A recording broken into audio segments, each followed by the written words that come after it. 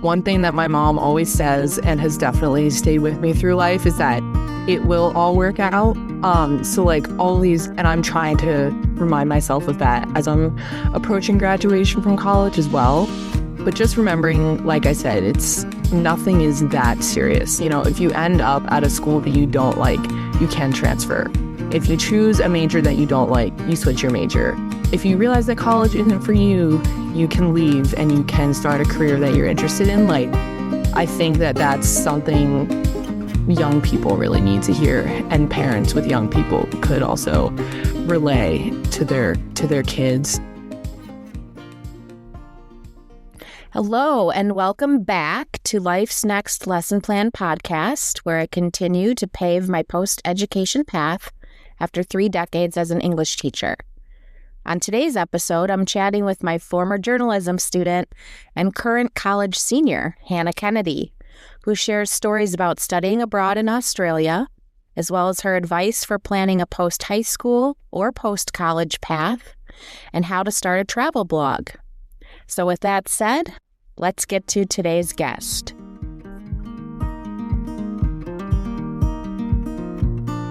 Teachers, did you know that you can save with an ID.me account at Vera Bradley? Teachers save 15% off every purchase. At Madewell, educators can score 15% online and in stores. And at J.Crew, you'll get a 15% discount when you shop. Be sure to take advantage of all of your extra perks. So today I'm happy to welcome one of my favorite former students, Hannah Kennedy, to the podcast. Obviously, we met at Homestead when I was her teacher, and then she went off to study. Her whole family actually went to Ireland during her sophomore year, and we kept in touch a little bit because she knew she was going to be coming back. And she has an affinity for journalism, so we spent a lot of time together. I will say a lot of heart-to-hearts during the COVID pandemic. Yes. So we grew very close with that. But I will let Hannah explain her background a little bit more. Okay. Hi, everyone. I'm Hannah. I am now a senior at the University of Maryland, and I am majoring in journalism with a minor in general business. And I'm hoping to pursue audience engagement, digital, social media journalism. That's kind of been my niche that I've found a passion for in college. But I must say, like, my whole journalism career started back in high school when I joined pubs freshman year. And Ms. Rauch was definitely a mentor. And I don't know, should I call you Rachel or Ms. Rauch? Either way is fine. Yeah. But yeah, Ms. Rauch was a mentor and definitely ignited my passion for storytelling and journalism and allowed me to grow all throughout those 4 years. And it's ultimately what led me to pursue journalism. So I'm like forever grateful for that. Yeah, I guess a little bit about me, like personally, I grew up outside of Philadelphia. So originally from the East Coast. Moved to Wisconsin, lived there for about 8 years, and then my family was relocated to Ireland. So I spent a year there, my sophomore year of high school, aka the best year of my life. And then I came back, finished up at Homestead junior and senior year, and now I'm at the University of Maryland. And TBD where I will be afterwards, but yeah, in my free time, I love to travel. That's a huge passion of mine. I like to cook. I'm vegetarian, very passionate about the environment. Yeah, I like to read. Yes. That's me. Okay, awesome. So obviously, as I alluded to, we have a ton of memories from the pubs lab.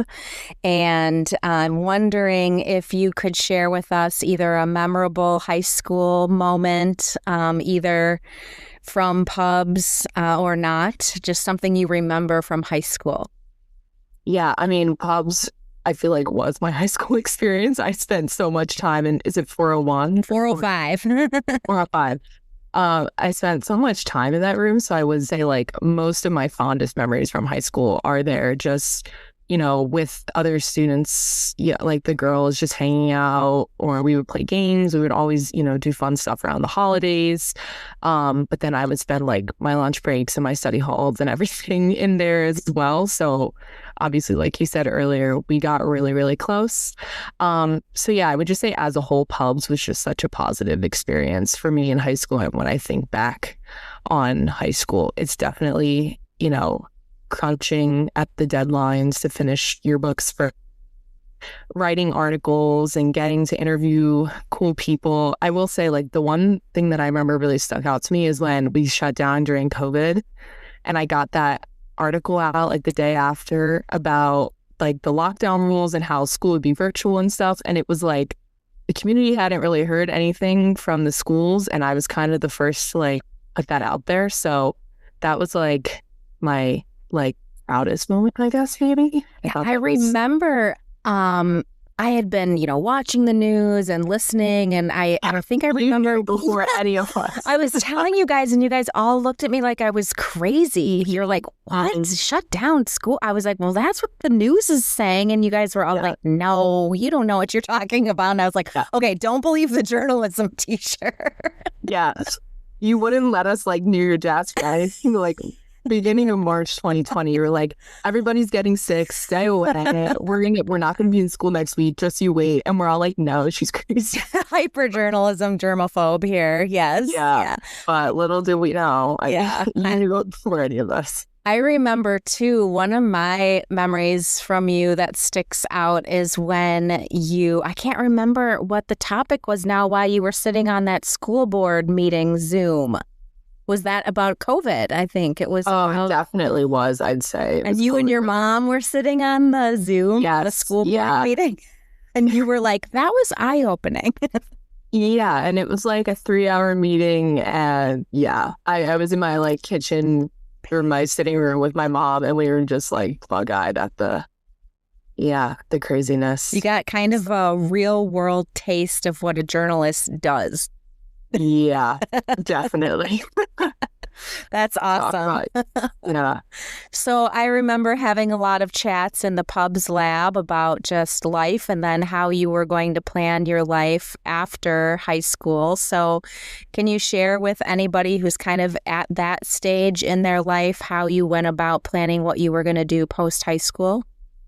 Yeah. I mean, again, like I said, you had such a big role in me kind of deciding what I want to do with my life.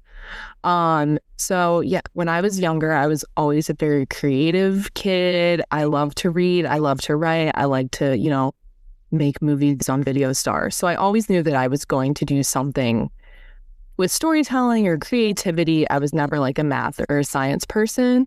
So I guess my first piece of advice would be to like pursue something that is genuinely interesting to you. Like, don't chase. I mean, obviously, career opportunities and money is important, but at the same time, you need to do things that you're interested in and that you're passionate about. And so I always do something that was not STEM related. And yeah, in high school, I just, I joined pubs and I became so invested in journalism, and I felt like it was super important. And I liked how our classes in pubs were not like any other class in high school. I mean, you're getting real world experience. It's very hands-on. It's not, watch this lesson and then take a test on it. So I liked that I was like really getting the experience from like 15 years old of what journalism was like. And yeah, so I guess like moving through college, I kind of decided like this is something that I want to pursue, or moving through high school, sorry. I decided that it's something that I wanted to pursue, and I felt like I could make a difference and I could tell people stories. Like I said previously, I grew up on the East Coast. All of my family is back in Pennsylvania, and I kind of always knew since I moved to Wisconsin that I probably wouldn't stay. So when I was looking at colleges, I had two priorities, were that they were on the East Coast and they had a really good journalism program. So I kind of applied up and down from like Boston to the DC area. and picked a school that had a really reputable journalism program. I that's another piece of advice I would probably give people is obviously location is important if you want to be closer far to home. Cost is obviously a huge factor for college. But, another thing that you should consider is your school really good for what you want to do? Because I do think that gives you a significant leg up. Like Purdue is known for engineering, or I don't know, Maryland's known for journalism. So I think choosing a school that has a reputable program that will give you really good, tangible, hands-on experience. And that's kind of why I chose Maryland. I was really impressed, and I felt like it was just a perfect continuation of what I had started in high school, and it's definitely been that way. So yeah, that's kind of how I planned it. I will say it was easier to plan college than it is to plan post-grad. So I can imagine. Yeah. Yeah, I can imagine. It's been interesting because I thought after all my years of, having these conversations with high school seniors, that when my own daughter got to the stage, oh, this is going to be so easy. Like I've had these conversations a million times. No, it's very different. It's your own child, and she has so many interests, and you want to be helpful and supportive, but you don't want, to influence the decision too much. And I'm like, this is harder than I thought. It's much easier when it's not in your own home. So yeah, when you chose your college, and obviously you toured, and I remember talking with you after that, and you kind of felt like it was the right place for you. So now that you've been there and you're at the end of your journey, how has that gone for you? What have some of the highlights been? Yeah, I've had such a good 4 years. I will say I've made really good friendships. I've had the same roommates all 4 years of college. So I got really lucky in terms of friends and people that I've met. And the thing that I love about Maryland and loved when I toured and when I applied was that the journalism school is a very small school. So I'm going to graduate with like around 100 kids maybe. But Maryland is a huge Big Ten school. So it's nice that I feel like I get both experiences. Like I know all of the kids in my program. I'm very close with a lot of my professors, so it feels like a very personal experience. But at the same time, I can go to a Big Ten football game on a Saturday or kind of stay anonymous on campus. You're not seeing the same faces around. So that honestly for me is, on top of the journalism program being really good. I just like that I felt like I got the best of both worlds. And the journalism school itself has been a really great experience. All of the professors are like Pulitzer Prize winning, Washington Post, New York Times, Wall Street Journal reporters or former reporters. Their resumes are insane. So it's been really cool to learn from like the best people you can in the industry. So that's been super cool. Yeah, I could say so many good things about the program here. But I will say, I do think I'm glad that I went to school for journalism and I want to stay in news. But it was around my sophomore year when I kind of realized, because Maryland gives you Merrill, it's the Merrill School of Journalism. Merrill gives you such hands-on experience right away. Like you get a beat your like second semester freshman year, typically you're assigned to a location and you're reporting on multiple stories that semester. So you're kind of thrown, I don't want to say thrown to the wolves, but like you're pushed out of the nest pretty quickly, and which is great because it's obviously like immediately hands-on experience. But at the same time, it did help me realize by the end of my sophomore year that I don't think I necessarily want to be a reporter anymore. I still want to stay in journalism. I think the news is so important. I think journalism is so important. I just don't see myself in a reporter role. So like, what else can I do to still be a part of this and storytell and, share people's stories, but not be the one out there, interviewing the politicians on Capitol Hill. But that's been such a good experience because I feel like a lot of people graduate in 4 years and they're like, oh, I don't want to do this. Whereas I kind of figured that out a little bit earlier on, and I'm like, okay, but what else can I do with this? And the the journalism school here had, you can do broadcasts, you can do production, you can do audience engagement, you can do foreign correspondency. Like there's so many different routes that they let you kind of concentrate on. So that was really great because I kind of, was able to step out of that reporter role, but not feel totally lost about like what I want to do. Mm-hmm. And we were talking a little bit just about the opportunities, and you were talking about the internship that you have coming up. Can you just talk briefly about how, what you're doing now and then how that's going to go next semester? Yeah. So I've had a few internships like throughout college because the journalism school actually requires you to have an internship before you graduate, which is very helpful. So I've had a few throughout the years, but this spring I am going to be an audience impact and social media intern for Frontline at PBS, which is like their documentary series. So it is like, I could not think of a more perfect role, to be honest. I'm so interested in investigative journalism and, videography and documentaries and all of that. But being able to then, take my skill set of like social media and audience engagement, it's like a perfect combination of everything that I would want to do. So I'm very excited. I just found out a few weeks ago, so it should be a really good experience. And yeah, I'm very excited. That is exciting. Just the movie Spotlight with, investigative journalism comes to mind, and I can just see you digging, and that's going to be amazing to see what you do. So would you say that you've had, I know you've had impactful experiences. Have you had an impactful mentor or professor along the way as well?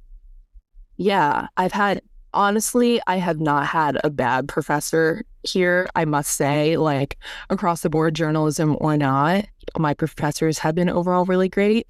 Like I said before, the professors specifically at the journalism school have the most impressive resumes. So you're always learning from somebody. Like my sophomore year, Jerry Zaremski was a professor of mine. And he's talking about when he was in Iraq and on the back of a truck. And it's like, they have the craziest experiences. I will say this semester specifically, I have two incredible professors. Dana Priest, she writes for the Washington Post, and she covered like the CIA and, did like a bit of foreign correspondency. And I'm taking a class with her that specifically focuses on the media's coverage of foreign and domestic extremism, which has been really interesting, especially now. Very, very interesting, very eye-opening. Made me realize I might be a little bit interested in international relations.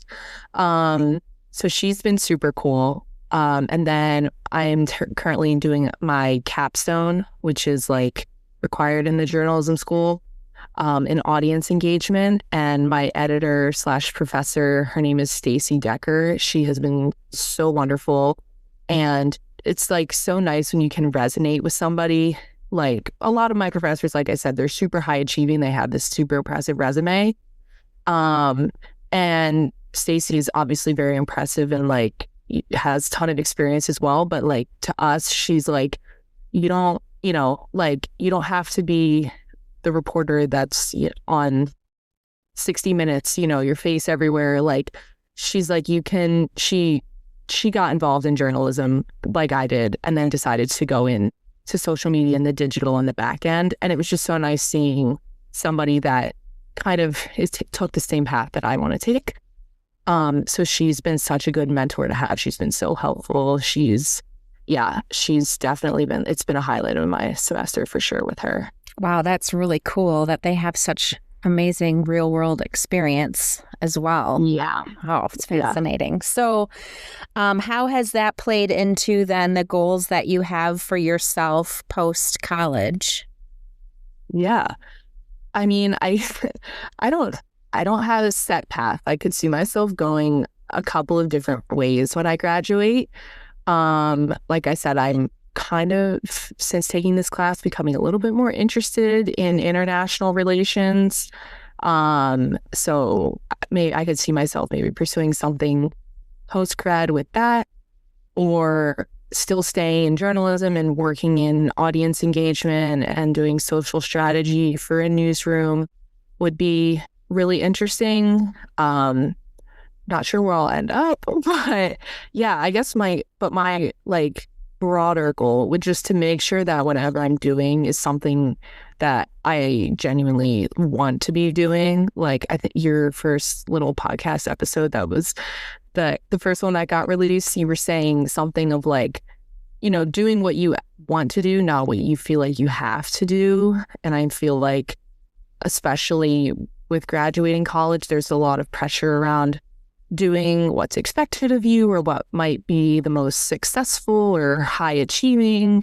And I really want to make sure that I prioritize doing what I want to do and what is best for me, like holistic, not just a career-driven choice or, whatever that may be. So obviously still, wanting to achieve a lot and be successful and do something that I'm interested in. But yeah, that's like my overall goal. You've had so many life experiences, I think, because of all your travels, which I know you're going to talk about a little bit today, that I feel like you maybe have a little bit more perspective on like what's important. And you've seen a lot of different cultures and different ways people live, right? I think especially for someone your age, you've seen a lot more than maybe others your age. So if you could give advice to people your age, either personally or professionally, just about kind of creating that ideal life based on what you want, not on the messages that you're being given, how would you phrase that? So I guess, like, if I could give a piece of advice, even though I'm only 22, so take this with a grain of salt, everybody. I would say that, in life in general, you just have to do like what you think is best for you and kind of block out the noise and prioritize what you think is gonna lead to your best life, which I guess kind of segues into my lesson. Yeah, I would just say prioritize you and your goals, and the rest will fall into place. Okay, well, we're all really excited to hear the lesson that you prepared. The tables are kind of turned a little bit where I get to learn. Well, I always learned from my students. They were teaching me something every day, but this is kind of a fun role reversal here where you're going to teach the world and me a lesson. So we'll let you get started. So much pressure. No, I guess, yeah, my lesson that I would share with people is that kind of like the life advice that I gave, but my lesson would be that you have to prioritize what you want in your life and it will come to fruition. So just making, like if you have goals or it's something that you want to achieve, making small steps a priority in your daily routine or your habits or your spending habits or whatever that may be, to kind of help that goal become reality. Obviously, dreams can be really big, but if you take small steps towards them, and if you know that you always have that dream as your end goal and your priority, then you can kind of work towards that slowly. I guess, yeah, like in my experience, I would like, I guess if I was like looking back and reflecting on myself, travel is a huge priority in my life. I love to travel. I love to meet new people. I like, experiencing new cultures. And so a typical college kid would, spend a lot of their money on shopping and going out and eating out, which I obviously, do account for. But for me, a lot of my personal budget goes towards travel because I know that that's something that I want to prioritize. So I knew when I was going to college that studying abroad would be a priority for me. So I built my college schedule around keeping my second semester of junior year pretty free and flexible for me to go abroad, which ended up working out. So I went to Sydney, Australia last semester, and I was there for about 5 months at the University of Sydney. And it was the coolest experience as usual. I mean, I was very lucky that because I had lived in Ireland my sophomore year with my family, it was very nice to be there with my family and get to experience it all together. And we obviously got to travel Europe a lot because it was so close. So when I was studying abroad in college, I knew that I wanted to go somewhere that was really far and I probably wouldn't get to like soon in my life for a significant amount of time. So that's kind of what drew me to Australia, and there's just so much to do there. So I spent the semester in Australia and I traveled all around Australia, and I was able to go to Bali, Cambodia, Singapore, Thailand, New Zealand. So I crossed a lot off my bucket list. It was an expensive semester, but it was an incredible semester. And yeah, it just kind of fueled my passion even more. But while I was in Australia, kind of backtracking a little bit, when I had lived in Ireland, I got really into videography, and I would document all of my family's trips through video, and I would post on YouTube. But I always kind of regretted that I didn't keep a journal or a blog, because the videos are great to look back on and I love them. But like the day-to-day and everything, I kind of forget that a little bit. And so with Australia, I was like, I want to start a blog so I can, keep track of everything and have it to look back on. So again, like kind of prioritizing, like still, because I wasn't doing any journalism either in Sydney. So I still wanted to make journalism a priority. And so I decided to start a travel blog while I was there, and I documented all my trips and some of the day-to-day in Sydney, which was really great. And I have that to look back on now, and I can obviously keep doing that, as I continue to travel. So circling this all back to my original lesson, like I said, for me personally, travel is a priority and has been for a while now. But, no matter what it is that's a priority to you, if you just keep that in mind, and I don't want to say center your life around it, because, there's obviously multiple things in my life that are important, but it is one of my top priorities. And so if you have something that you really want to go after, you can, as long as you just keep that as a priority in your day-to-day. Absolutely. Yeah, I just love following, I have so many former students with far more fascinating lives than I lead.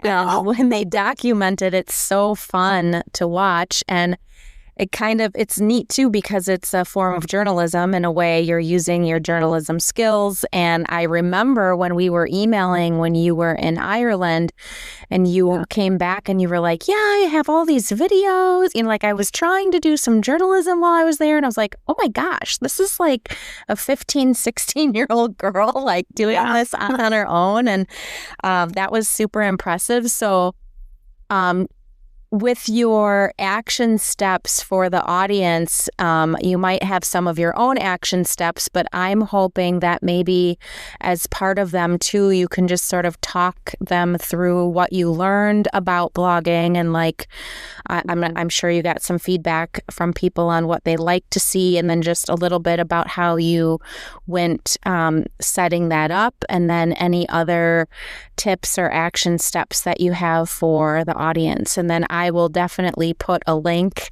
to your blog in the show notes so that they can see an example, and of course all of your amazing adventures as well.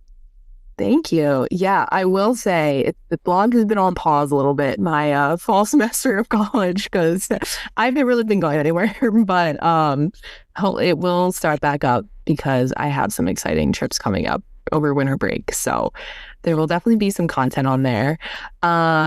But my advice would be that with the new year coming, and if you're into like making goals for the new year or not, like kind of connected to my lesson is that if you can make a list of priorities that you have for the new year, I think instead of making these big lofty goals, just write down or keep in mind whatever, like what you want to prioritize. And it doesn't have to be like an everyday thing, you know, as long as you kind of just keep this priority in mind, I feel like it becomes more of a habit. So for me, like in my life, I knew journalism, being creative and storytelling is one priority for me. And then at the same time, traveling and exploring and being adventurous is like another priority. So I found either through YouTube and videography back when I was 15 or 16, or now, you know, with doing a little bit of blogging, like I'm able to kind of mesh those two priorities, those two passions, those two interests or whatever. And so kind of how I got started was because we use WordPress in pubs. And I was like, I have somewhat basic knowledge of how to use this interface. So I was just in Australia and I decided to start my own little WordPress site. And it's very basic, I will say. I need to, when I have time, I will like delve more into the aesthetics of everything, but it serves its purpose for now.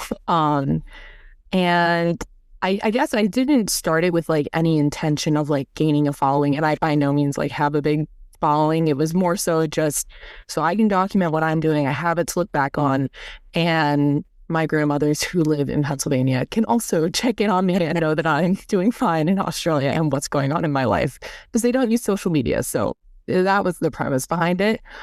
So I blogged or created a WordPress account and chose the free subscription, the very basic fonts and photos and whatever.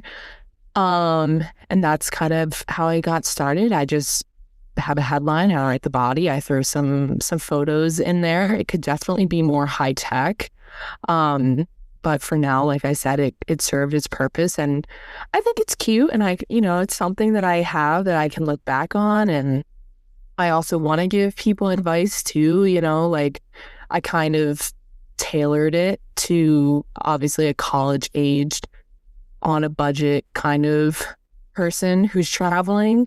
So that's some advice that I give on there is geared towards that audience. But I also like to keep my personality and my voice in there, and I'll talk about my mom and I's road trip through New Zealand and our personalities on that trip. So it's a combination of everything.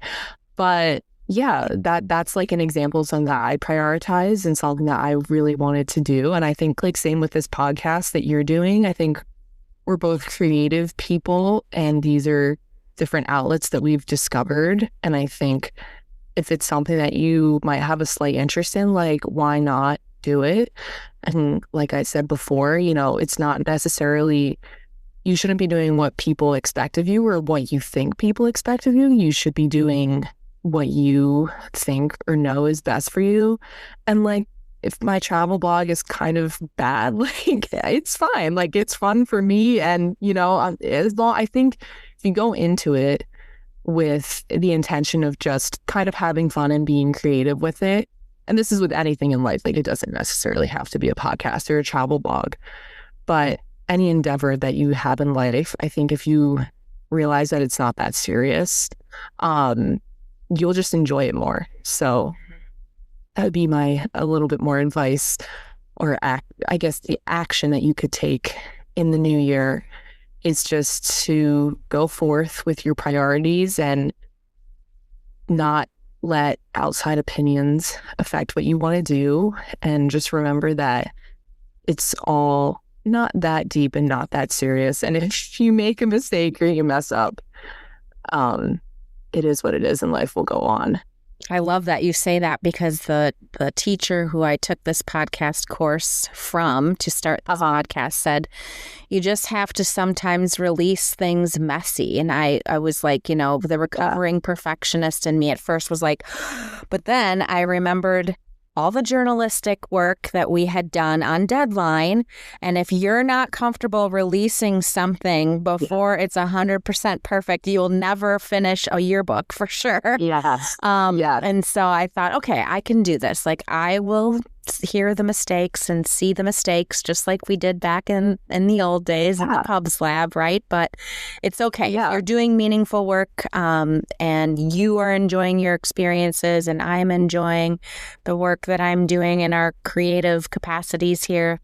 That's all that matters. So I'm going to throw a unscripted question. It just popped into my mind. Yeah. So if you need a minute to think about it, let me know. But you alluded to the first episode, and that has to do with sort of prioritizing and following your own heart and what you would like to do. So we know that your path involves digital journalism.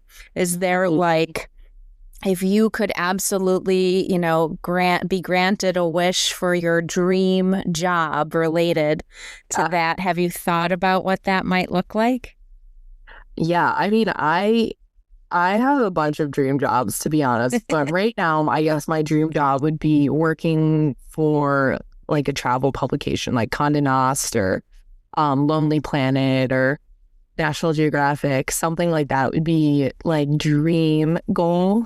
I know long term I want to go back to Ireland. So if a career could take me that way, I would be very appreciative as well. That's not so easy to just pick up and move to another country at 22. So that would be super cool. But yeah, that like anything in the travel, lifestyle, culture, food realm would be dream career for me, I think. Just being creative in that field in some capacity. Yeah, I could see that. And it's interesting because really what you've been doing while you're having fun and enjoying your passion of travel is you have been resume building.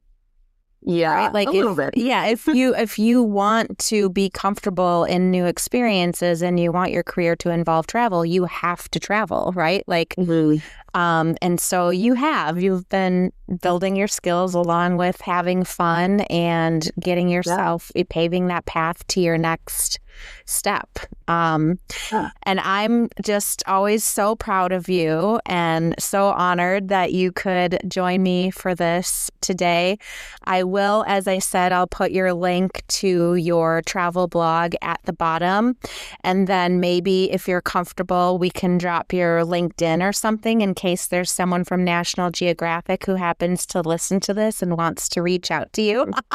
Please hire me. With opportunities. We'll see what we can do a little. Yeah.